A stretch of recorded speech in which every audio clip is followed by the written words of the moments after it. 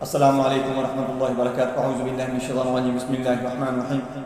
آج میں آپ کو بتاؤں گا کہ اکثر لوگ شکایت کرتے ہیں یا رپورٹیں اٹھائے کرتے ہیں، ان کا مسئلہ یہ ہوتا ہے کہ شادی کو کافی سال گزر جاتے ہیں اور ان کے ہاں بچہ پیدا نہیں ہوتا، انفرٹیلیٹی کا مسئلہ ہوتا ہے۔ ان کا بنیادی پرابلم کیا ہوتا ہے کہ جو رپورٹ ان کی بتا رہی ہوتی ہے وہ یہ بتا رہی ہوتی ہے کہ اس کے سپرم جو اکاؤنٹنگ ہے وہ بہت کم ہے، یعنی اس کے سپرم جو ہیں وہ بہت کم ہیں، تھوڑے ہیں۔